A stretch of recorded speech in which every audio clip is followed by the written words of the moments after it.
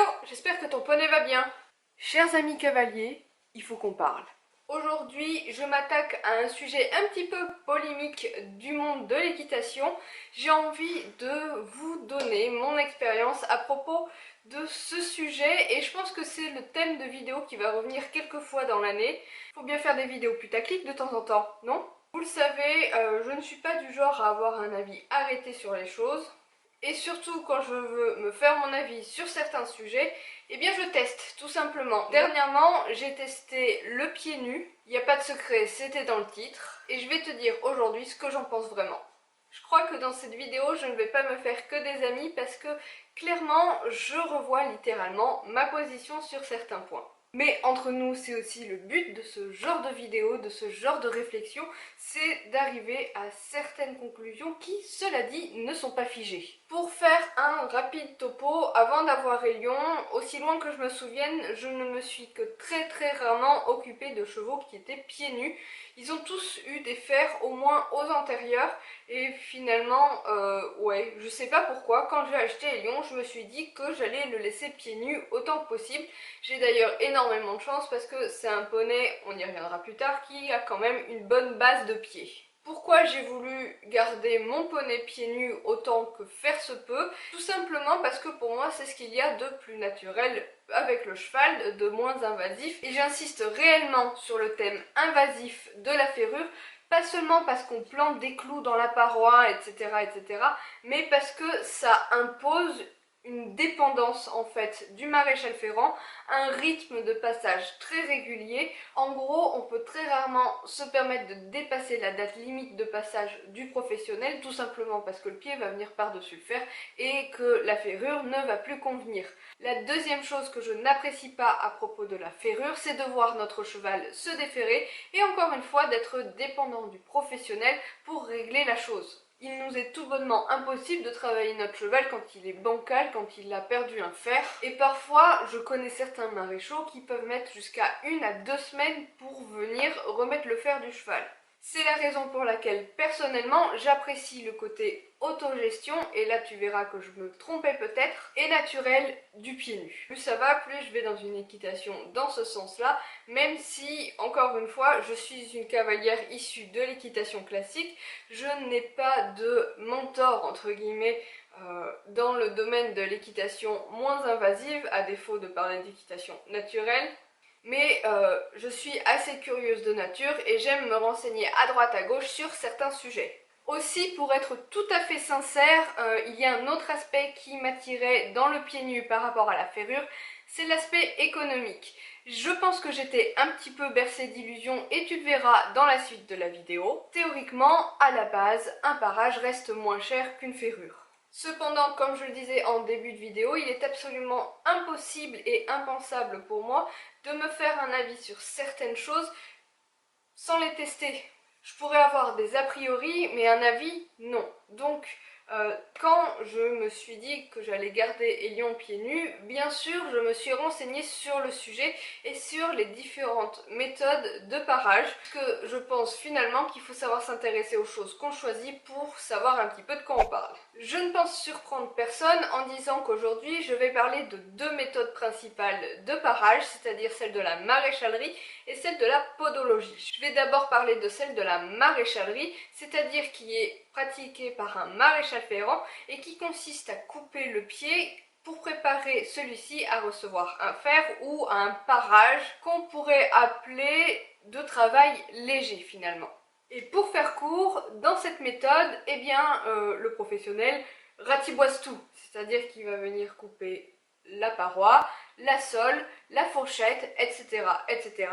Je ne vais pas m'étendre sur le sujet, mais en gros, le but est de rendre ou de faire paraître le pied plus propre qu'avant parage. Quand j'ai eu Hélion, il avait déjà vu le maréchal ferrant une fois pour être paré de cette façon, et depuis lors, je le faisais parer donc par un maréchal ferrant tous les 3 à 4 mois environ selon la saison, pour un prix oscillant entre 35 et 42 € pour être très précise. La deuxième méthode, celle de la podologie, pratiquée donc par des podologues équins, ce qui en soi est un terme assez flou, soyons clairs, car le diplôme de podologue équin n'existe pas en France.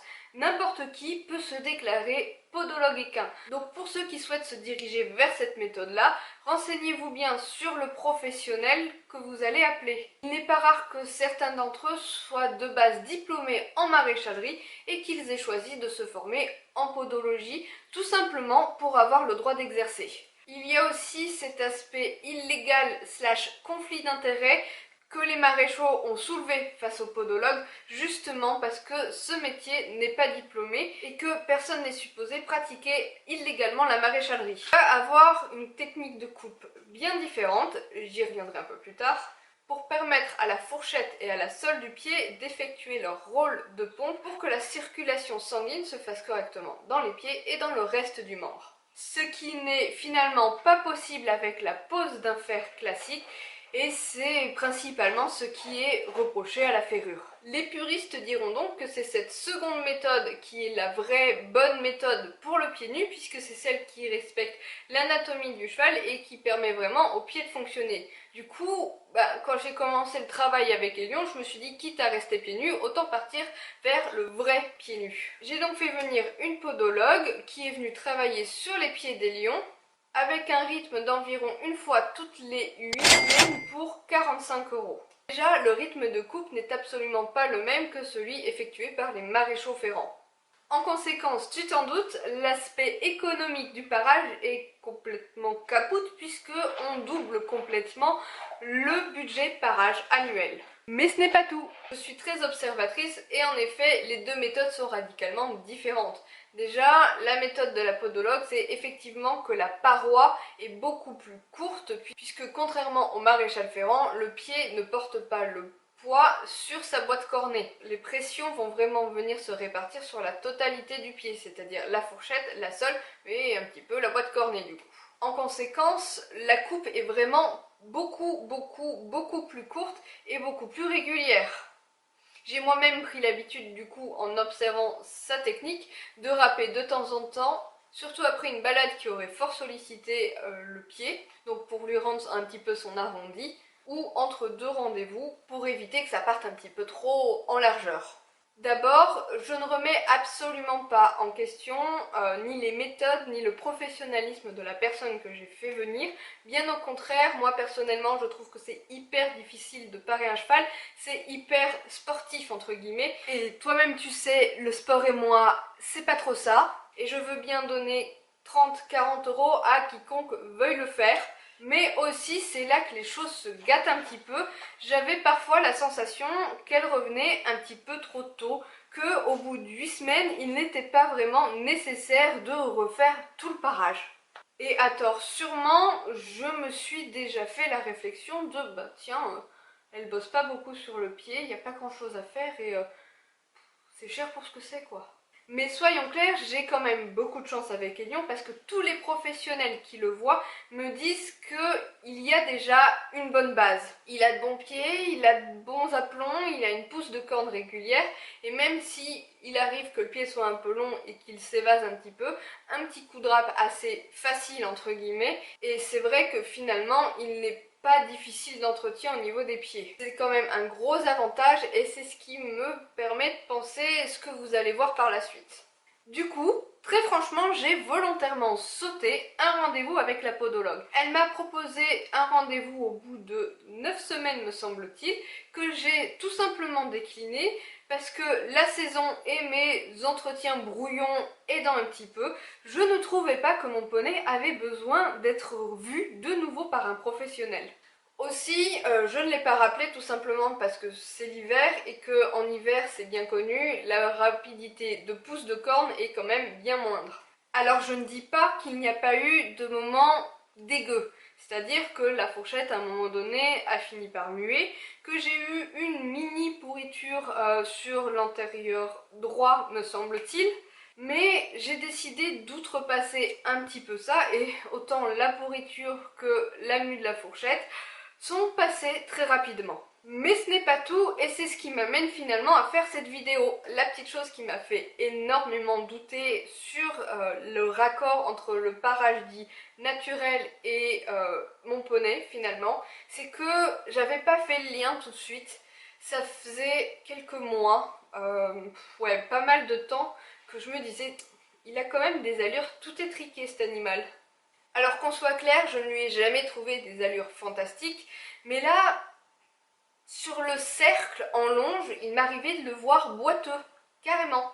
Mais comme je vous dis, j'avais pas fait le rapprochement tout de suite. Je lui ai montré un ostéopathe qui effectivement a soulevé quelques soucis, mais pas forcément des soucis de pied, mais surtout des soucis d'engagement, de latéralité, etc., etc. Je lui ai montré également un vétérinaire, enfin disons que le vétérinaire est venu le voir pour son vaccin annuel et je lui ai posé la question, est-ce que vous le trouvez bien au niveau des aplombs, au niveau du dos, etc., etc. Elle lui trouve de bons aplombs, un dos un peu faiblard, mais ça c'est un petit peu dû à l'âge et au manque de travail, parce que on va pas dire qu'il a un travail hyper soutenu non plus. Mais à aucun moment personne ne m'a jamais parlé des pieds, puisque de toute façon il avait les pieds régulièrement faits et que même une fois un petit peu long, il a toujours de beaux pieds. Et puis, les semaines passant, le dépassement du dernier rendez-vous que j'aurais dû prendre avec la podologue étant largement derrière nous, plus ça va, plus je me dis que mon poney commence de nouveau à avoir des allures déliées, à avoir un joli trot. Pas que ça joue sur l'engagement, parce que ça n'a absolument rien à voir. Encore une fois, l'engagement c'est une histoire de travail et de souplesse, mais voilà, je le trouve beaucoup plus à l'aise. Et Lyon, soit dit en passant, a toujours été beaucoup plus à l'aise sur sol dur. Bien moins gêné que sur sol mou, où effectivement il est un peu ramolosse quoi. Mais là, avec les pieds longs, même sur sol mou, je le trouve moins à galérer, à pédaler dans la semoule quand on est dans les coins de la carrière ou du manège par exemple. Finalement, personnellement, je me suis demandé si ça ne pouvait pas être un petit peu lié. Je me doutais que si j'appelais la podologue, ce que j'ai fini par faire un petit peu plus tard, mais j'y reviendrai, elle allait me dire qu'il avait le pied vraiment long, parce que moi je le voyais vraiment long par rapport à un lendemain de parage par exemple. Et dans le doute, et aussi parce que je refuse que mes a priori prennent le dessus sur la bonne santé de mon poney, j'ai quand même souhaité demander des avis un petit peu sur cette situation à des personnes qui avaient l'habitude de faire venir des podologues pour leurs propres chevaux. Il s'en est conclu que si mon poney se sentait mieux, c'était tout à fait normal parce que le pied finissait par de nouveau porter le poids sur sa boîte cornée, que la sole n'était plus en contact avec le sol et qu'il n'avait plus aucune sensibilité dans le sens de sentir les choses plus que dans le sens de la douleur. Alors oui, comme ça paraît évident puisqu'à l'image du fer, on éloigne les zones sensibles du cheval, on lui évite d'avoir mal et on lui permet de se sentir mieux. Mais quelle idée! J'ai largement senti de la part des personnes pro vrais pieds nus que ma façon d'agir était complètement irresponsable puisque j'avais tout bonnement foiré le travail de la podologue en ne proposant pas à mon poney un entretien régulier et qu'il faudrait probablement de nouveau tout recommencer puisqu'une fois paré comme il faut, mon poney aurait de nouvelles sensibilités douloureuses cette fois. Je l'ai donc montré au maréchal Ferrand qui vient aux écuries régulièrement. Eh bien, il n'y a tout simplement pas touché. Croyez-moi, il y a un an, c'est cette attitude qui m'avait fait choisir la podologie. Il m'avait fait en gros économiser 35 balles parce qu'il estimait que le poney n'avait pas les pieds trop longs, pas abîmés, que les aplombs étaient corrects, etc. etc. Il y a un an, sincèrement, ça m'a scandalisé. Parce qu'effectivement, le poney avait les pieds longs. Ils étaient propres, mais ils étaient longs. Disons un peu trop long d'un demi-centimètre ou voire même d'un centimètre complet selon la date à laquelle il avait été paré.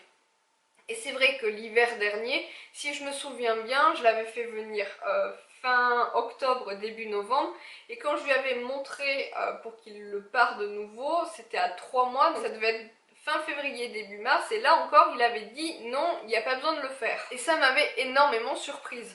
Mais à l'heure actuelle, où je vois que mon poney, pendant des mois et des mois, je le trouvais pas top, je le trouvais vraiment avec des allures toutes piquées, toutes comme un Shetland quoi, et bien à l'heure actuelle où effectivement il a le pied un peu long et qu'on me dit non les aplombs vont bien, non la longueur va bien, et que même moi à la limite avec mon œil je commence à le voir un petit peu long, je me dis est-ce que mon poney ne me dirait pas quelque chose? Et oui, en vrai pieds nus, donc quand la sole porte du poids, il peut parfois se passer jusqu'à 1 an, voire plus, pour que le cheval ne soit plus gêné. Dans cette idée, j'ai donc finalement rappelé la podologue en me disant que j'avais sûrement tort. Donc, lors de sa visite, je lui ai tout naturellement parlé de mes sensations, de mon impression, et pour elle, c'est tout simplement pas lié. Je suis peut-être parano finalement. Elle l'apparaît, et effectivement, cette fois, il y avait un petit peu plus à enlever que d'habitude.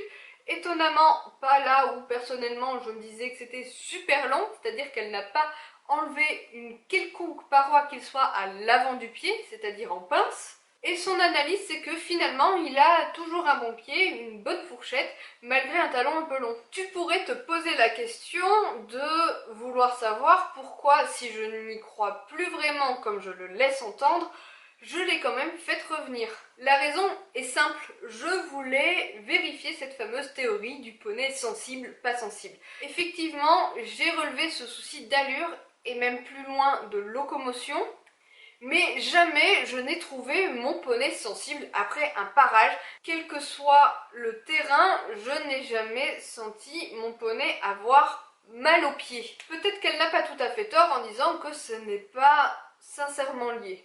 Et nous voilà lendemain de parage pour une balade sur sol dur, histoire de vérifier la théorie. J'ai remarqué absolument aucune différence de sensibilité, et je parle là de sensibilité douloureuse encore une fois, c'est-à-dire quand le cheval va faire attention à sa façon de poser son pied sur le sol un petit peu irrégulier. Non, j'ai pas remarqué ça. Par contre, j'ai bel et bien remarqué que de nouveau, mon poney avait des allures de machine à coudre. Voilà où j'en suis aujourd'hui. Très sincèrement, je ne sais pas quoi en penser. Je trouve néanmoins hyper pertinent d'appeler un podologue pour les chevaux pieds nus qui auraient de mauvais pieds, qui auraient des soucis d'aplomb. Bref, dont la base serait un petit peu plus compliquée que pour le mien. Mais je crois vraiment que finalement, ce n'est pas, même si elle est supposée être naturelle, une méthode qui correspond à tous les chevaux.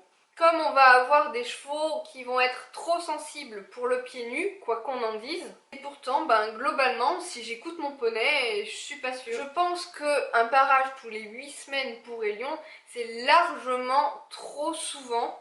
Est-ce que ça vaut vraiment le coup de mettre mon cheval en difficulté dans ses déplacements sous prétexte que la vraie bonne méthode, c'est celle-ci? Je n'en suis pas si sûre. Et pour conclure avec cette vidéo, eh bien tout simplement, oui, j'ai testé le parage naturel compris, et voilà ce que j'en pense. C'est qu'une méthode ne va pas forcément, encore une fois, à tous les chevaux, on ne cesse de le répéter dans le monde de l'équitation, et que même si cette méthode-là paraît la plus en adéquation avec la bonne mentalité autour du cheval, autour de sa physionomie, de son fonctionnement, eh bien mon poney m'a tout simplement prouvé qu'il était mieux avec des baskets un petit peu plus longues, que ça lui permettait finalement d'oser chercher sa foulée un petit peu plus loin. Et puisque je suis comme tout le monde, mon poney, je l'aime, eh bien je vais tout simplement l'écouter. Voilà, j'espère que cette vidéo ne sera pas trop partie dans tous les sens, que ça t'aura plu, que cette réflexion te mènera toi aussi à t'intéresser aux différentes méthodes qu'il existe pour le parage. Je fais plein de papouilles à ton poney. Je te dis à très bientôt dans une prochaine vidéo.